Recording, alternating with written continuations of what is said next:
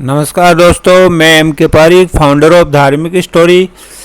कैसे हैं आप? आशा करते हैं हनुमान जी से कि आप कुशल मंगल होंगे। सभी भाई बहनों से निवेदन है कि जो कल के एपिसोड में हमने पूरा किया था कि जो राक्षस थे वो हनुमान जी की पूंछ में आग लगाने की तैयारी कर चुके थे। अब दोस्तों क्या हुआ कि जैसे ही ढोल बजा और हनुमान जी की पूंछ में आग लगा दी गई, सब लोग तालियां पीटने लगे।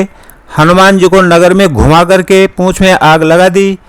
अग्नि को जलते हुए देख करके हनुमान जी ने तुरंत ही अपना जो रूप है वो छोटा कर लिया, और रूप छोटा करते ही वो जो हनुमान जी बंधे हुए थे वो बंधन से निकल करके और सोने की जो अटारियाँ थी, लंका के जो महल थे बड़े बड़े, उनमें जा कर के कूद करके सभी जगह है हर महल पे आग लगाने लगे और अपनी पूंछ को भी बढ़ा लिया। उनको देखकर राक्षसों की जो स्त्रियां थी वो सब भयभीत हो गई, और उस समय भगवान की ऐसी कृपा हुई कि बहुत ज़ोर से हवा चलने लगी। हवा से सभी महलों में आग अपने आप पहुंचते रही। तो ऐसे हनुमान जी ने दौड़ के पूरी लंका में आग लगा दी, और उनकी देह थी वो बहुत ही विशाल हो गई, लेकिन एकदम फुर्तीली थी। वे दौड़ कर दोस्तों एक से दूसरे महल पर चढ़ जाते, और नगर जल रहा है, लोग बेहाल हो गए। आग की करोड़ों भयंकर लपटें झपट रही हैं। हाय बप्पा, हाय मैया, इस अवसर पर हमें कौन बचाएगा? चारों ओर से यही पुकार सुनाई पड़ रही थी। पहले ही कहा था कि ये वानर नहीं है। हमने तो पहले ही कहा था। उन लोगों में से कई लोग बोल रहे थे, जो राक्षस थे वो कह रहे थे कि हमने तो पहले ही कहा था कि ये कोई वानर नहीं है, ये कोई सुर रूप है जो वानर का रूप करके आया है, कोई देवता है जो वानर का रूप करके आया है। साधु के अपमान का ये फल है कि नगर अनाथ की तरह जल रहा है। हनुमान जी एक ही क्षण में सारा नगर जला डाला, और एक घर को छोड़ा। वो कौन सा घर था दोस्तों? वो विभीषण जी का घर था। उसको हनुमान जी ने छोड़ दिया और बाकी पूरी लंका में जो है आग लगा दी। और हनुमान जी, भगवान शंकर ने पार्वती जी से कहा कि हे पार्वती जी, जिन्होंने अग्नि को बनाया हनुमान जी उन्हीं के दूत हैं, और इसी कारण वे अग्नि में नहीं जले। हनुमान जी ने उलट पलट कर एक से दूसरी तक सारी लंका जला दी। और फिर वो लास्ट में क्या हुआ दोस्तों? समुद्र के अंदर कूद पड़े। अपनी पूंछ बुझाने के लिए हनुमान जी समुद्र में कूद गए, और पूंछ बुझाकर अपनी थकावट दूर करके और फिर पुनः अपना रूप छोटा सा साधारण करके, और हनुमान जी फिर सीता माता जी के पास में सामने जाकर खड़े होकर हाथ जोड़कर खड़े हो गए और कहने लगे कि हे माता, अब जैसे भगवान प्रभु ने आपको पहुंचाने के लिए मुझे चूड़ामणि, वो क्या नाम, अंगूठी दी थी, मुद्री दी थी निशानी के तौर पर, वैसे ही मुझे आप अपनी कोई निशानी दीजिए। तब सीता जी ने अपनी चूड़ामणि उतार कर दी, और हनुमान जी ने उसको हर्षपूर्वक ले लिया। और सीता जी ने कहा कि हे तात, मेरा प्रणाम और निवेदन कहना प्रभु से, इस प्रकार कहना कि हे प्रभु, यद्यपि आप सब प्रकार के से पूर्ण काम है, लेकिन दीन दुखियों पर दया करना आपका विरध है, और मैं एक दीन दुखी हूँ, अतः इस दुख को दूर करना, और हे नाथ, मेरे भारी संकट को दूर कीजिए। सीता जी का कहना था कि मुझे जल्दी से जल्दी यहाँ से ले जाइए, ऐसा भगवान से आप जाके कहना पवन पुत्र, ऐसा सीता जी ने कहा। और हे तात, इंद्र पुत्र जयंत की कथा, जो जयंत के साथ घटना हुई थी, वो सुनाना, प्रभु को उनके बाण का प्रताप समझाना, स्मरण कराना। यदि महीने भर में प्रभु यहाँ नहीं आए तो मुझे जीवित नहीं पाएंगे, ऐसा सीता जी ने दोस्तों अपनी आंखें भर करके और हनुमान जी से कहा। फिर और क्या कहा सीता जी ने? हे हनुमान, कहो मैं किस प्रकार अपने प्राणों को रखूं। हे तात, हे पुत्र, तुम भी अब जाने की तैयारी कर रहे हो। तुमको देखकर मेरी थोड़ी छाती ठंडी हुई थी और मुझे थोड़ा विश्वास हुआ था, और फिर मुझे वही दिन वही रात देखने को मिलेंगे। हनुमान जी जानकी जी को समझाकर बहुत प्रकार से धीरज दिया और उनके चरण कमलों में सिर नवाकर श्री राम जी के पास जाने के लिए हनुमान जी वहाँ से रवाना हुए। अब दोस्तों, चलते समय उन्होंने ऐसी गर्जना की, ऐसी भारी गर्जना की हनुमान जी ने, कि जिससे सुनकर जो राक्षस स्त्रियां थी, जो गर्भ से थी, उनका गर्भ गिरने लगे। समुद्र लांघ करके वे इस पार आए और उन्होंने वानरों को अपनी किलकिला शब्द की ध्वनि सुनाई। हनुमान जी को देखकर सारे वानर हर्षित हो गए। वो समुद्र पार करके हनुमान जी इधर आ गए लंका से। अब दोस्तों, सारे वानर जो वहाँ खड़े थे, हनुमान जी जब बोल के गए थे उनको कि जब तक मैं लंका जला करके नहीं आ जाऊँ, सीता जी की खोज करके नहीं आ जाऊँ, तब तक आप यहीं रहना है। तो सारे वानर वहीं हनुमान जी का इंतज़ार कर रहे थे। अब हनुमान जी को देखकर सब बहुत हर्षित हो गए। तब वानरों ने अपना नया जन्म समझा। हनुमान जी का मुख प्रसन्न है और शरीर में तेज विराजमान है, जिससे उन्होंने समझ लिया हनुमान जी की जो तेज था उनके मुख पर, किसी प्रकार की टेंशन नहीं थी, किसी प्रकार की चिंता नहीं थी। हनुमान जी खुश नजर आ रहे थे। तो इससे सभी वानरों को अनुमान हो गया कि सीता जी का पता हनुमान जी लगा के आ गए हैं, ये श्री रामचंद्र जी का कार्य करके आए हैं। सब हनुमान जी से मिले और बहुत ही सुखी हुए, जैसे तड़पती हुई मछली को जल मिल गया हो। सब हर्षित होकर नए नए इतिहास वृतांत पूछते हुए श्री रघुनाथ जी के पास चले। अब हनुमान जी को साथ लेकर के दोस्तों और सारे वानर जो हैं भगवान श्री राम के पास जाने लगे। तब सब लोग मधुवन के भीतर आए और अंगद की सम्मति से सबने अंगद जी को पूछ करके, अंगद जी की राय लेकर के, उनसे पूछ करके, और सबने वहाँ मधुर फल खाए। जब रखवाले उनको मना करने लगे, तब घूंसों की मार मारते सब रखवाले भाग छूटे। उन सब से जाकर पुकारा कि युवराज अंगद वन उजाड़ रहे हैं। ये सुनकर सुग्रीव हर्षित हुए। सुग्रीव को पता चल गया कि अगर युवराज अंगद जो वन उजाड़ रहे हैं, इसका मतलब वो बहुत प्रसन्न हैं और प्रभु जो हनुमान जी हैं वो प्रभु का कार्य करके आए हैं। यदि सीता जी की खबर नहीं पाई होती तो क्या वे मधुबल के फल खा सकते थे। इस प्रकार राजा सुग्रीव मन में विचार कर ही रहे थे कि समाज सहित सारे जो वानर हैं वो सुग्रीव जी के पास आ गए। सबने आकर सुग्रीव जी के चरणों में सिर नवाया। कपिराज सुग्रीव सभी से बड़े प्रेम के साथ मिले। उन्होंने सभी की कुशल क्षेम पूछी। तब वानरों ने उत्तर दिया कि आपके चरणों के दर्शन से सब कुशल हैं। श्री राम जी की कृपा से विशेष कार्य हुआ और हे नाथ, हनुमान जी ने सब कार्य किया और हम सब वानरों के प्राण बचा लिए। ये सुनकर सुग्रीव जी हनुमान जी से फिर मिले और सब वानरों समेत रघुनाथ जी के पास चले। श्री राम जी ने जब वानरों को कार्य किए हुए आते देखा, तब उनके मन में विशेष हर्ष हुआ। दोनों भाई स्फट की शिला पर बैठे थे।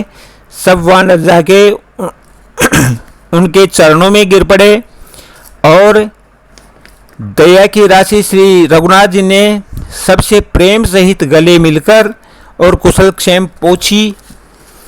जब वानरों ने कहा कि हे नाथ, आपके चरण कमलों के दर्शन पाने से हम सब कुशल हैं।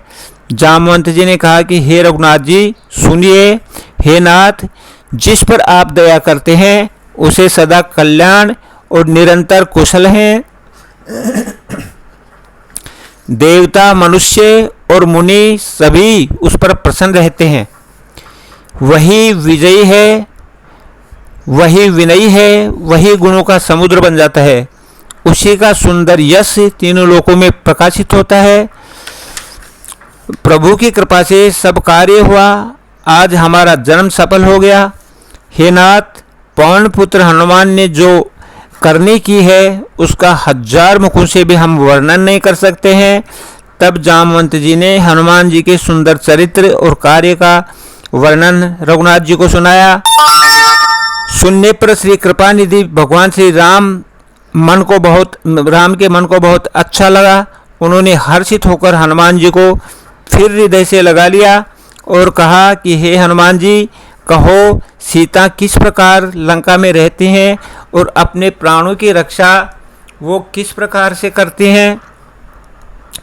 तो देखो हनुमान जी ने क्या कहा, नाम पहारू दिवस निशी, ध्यान तुम्हार कपाट, लोचन निज पद जंत्रित, जाई प्राण के ही बाट। इसका अर्थ ये हुआ दोस्तों कि आपका नाम दिन रात पहरा देने वाला है और आपका ही ध्यान उनके किवाड़ हैं, नेत्रों को अपने चरणों में लगाए रहते हैं, यही ताला लगा है। फिर प्राण जाएं तो वो किस मार्ग से जाएं, क्योंकि सब तरफ उनके पास आप ही का पहरा है। चलते समय उन्होंने मुझे ये चूड़ामणि उतार कर दी थी प्रभु जी, उसे लेकर हृदय से लगा लिया। भगवान श्री राम ने वो मुद्री लेकर, वो क्या नाम चूड़ामणि लेकर के अपने हृदय से लगा लिया। हे नाथ, दोनों नेत्रों में जल भरकर जानकी जी ने मुझसे कुछ वचन कहे हैं। छोटे भाई समेत प्रभु के चरण पकड़ना। हनुमान जी ने कहा कि जानकी जी ने मुझे कुछ वचन कहे हैं और कहा है कि छोटे भाई समेत यानी लक्ष्मण जी के सहित दोनों भाइयों के पैर पकड़ना। और आप दीनबंधु हैं, शरणागत के दुखों को हरने वाले हैं, और मैं मन वचन और कर्म से आपके चरणों की अनुरागिणी हूँ। फिर स्वामी, आपने मुझे किस अपराध से त्याग दिया है। देखो सीता जी विरह की अग्नि में कैसे जल रहे हैं दोस्तों। तो ये हनुमान जी के द्वारा सीता जी ने भगवान प्रभु को कहलवाया। और हाँ, एक दोष मैं अपना अवश्य मानती हूँ कि आपका वियोग होते ही मेरे प्राण जो हैं, प्राण नहीं गए हैं, किंतु हे नाथ, यह नेत्रों का अपराध है जो प्राणों के निकलने से हठपूर्वक बाधा देते हैं, क्योंकि मेरी नज़र सिर्फ आपके मुखमंडल पे ही रहती है। विरह है, अग्नि है, शरीर रूई है और श्वास पवन है। इस प्रकार यह शरीर क्षण मात्र में जल सकता है, परंतु नेत्र अपने हित के लिए प्रभु का स्वरूप देखकर सुखी होने के लिए जल आंसू बरसाते हैं, जिससे विरह की आग से देह भी जल नहीं पाती है। सीता जी की विपत्ति बहुत बड़ी है हे दीनदयालु, वह बिना कहे ही अच्छी है, कहने से आपको बड़ा क्लेश होगा। क्योंकि प्रभु, अगर आपको सारी बात बताऊंगा तो आप मन में बहुत दुखी होंगे। तो हनुमान जी ने ऐसे प्रभु से कहा। हे करुणा निधान, उनका एक एक पल कल्प के समान बीत रहा है, मतलब कई युगों के समान बीत रहा है। अतः हे प्रभु, चलिए और अपनी भुजाओं के बल से दुष्टों के दल को जीत कर और सीता जी को ले आइए। प्रभु, सीता जी का दुख सुनकर सुख के धाम प्रभु श्री राम के जो नेत्र हैं, जो कमल नेत्र हैं, वो जल से भर गए दोस्तों। और मन, वचन और शरीर, जिसे मेरी गति मेरा आश्रय है, उसे क्या स्वप्न में भी विपत्ति हो सकती है, ऐसा प्रभु ने सोचा। हनुमान जी ने कहा कि हे प्रभु, विपत्ति तो वही है जब आपका भजन स्मरण न हो। विपत्ति तो तब है प्रभु कि जब हमारे मन में आपका भजन न हो। हे प्रभु, राक्षसों की बात ही कितनी है, आप शत्रु को जीतकर जानकी जी को ले आवेंगे। हे हनुमान, भगवान ने कहा कि हे हनुमान, सुने, तेरे समान मेरा उपकारी देवता, मनुष्य अथवा मुनि कोई भी शरीरधारी नहीं है। मैं तेरा प्रत्युपकार यानी बदले का उपकार तो क्या करूं, मेरा मन भी तेरे सामने नहीं हो सकता। हे पुत्र सुने, मैंने मन में विचार करके देख लिया है कि मैं तुझसे ऋण यानी मैं तुम्हारा ऋण कभी नहीं चुका सकता। देवताओं के रक्षक प्रभु बार बार हनुमान जी को देख रहे हैं, नेत्रों में प्रेमाश्रुओं का जल भरा है और शरीर अत्यंत पुलकित हो रहा है। प्रभु के वचन सुनकर, उनके मुख तथा अंगों को देखकर हनुमान जी बहुत हर्षित हो गए दोस्तों, और प्रेम में विकल होकर के हे भगवान मेरी रक्षा करो ऐसे कहते हुए हनुमान जी प्रभु के श्री चरणों में गिर पड़े। प्रभु ने उनको बार बार उठाना चाहते हैं, परंतु प्रेम में डूबे हुए हनुमान जी को चरणों से उठना सुहाता नहीं है। हनुमान जी को ऐसे लग रहा है कि जैसे मानो मैं प्रभु के चरणों में ही गिरा रहूं। प्रभु का कर कमल हनुमान जी के सिर पर है, प्रभु का जो हाथ है कर है जो कमल के समान, वो हनुमान जी के सिर पर रखा हुआ है। अब उस स्थिति का स्मरण करके शिव जी प्रेम मगन हो गए। शिव भगवान हैं, वो उस स्थिति का स्मरण करके प्रेम मगन हो गए। फिर मन को सावधान करके शंकर जी ने अत्यंत सुंदर कथा कहने लगे।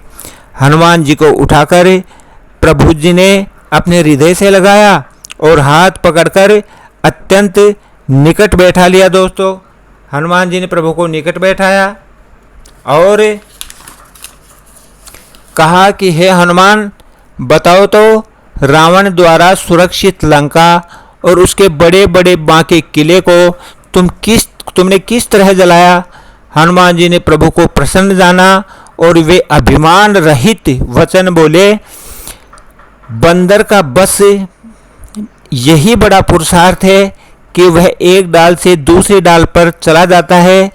मैंने जो समुद्र लांघकर सोने का नगर जलाया और राक्षस गण को मारकर अशोक वन को उजाड़ डाला, ये सब तो हे रघुनाथ जी आप ही का प्रताप है। हे नाथ, इसमें कोई बड़ाई नहीं है प्रभु। हे प्रभु, जिस पर आप प्रसन्न हो उसके लिए कुछ भी कार्य जो है कठिन नहीं है प्रभु। आपके प्रभाव से असंभव कार्य भी संभव हो सकता है। ऐसा हनुमान जी ने प्रभु श्री राम जी से कहा। तो दोस्तों, आज के वीडियो का जो ये थर्ड पार्ट है वो हम यहीं पे समाप्त करते हैं। लगातार आप वीडियो देखते रहना और प्रभु का नाम लेकर के वीडियो को एक दूसरे से शेयर करना कभी ना भूलें। जय श्री राम, जय हनुमान दोस्तों।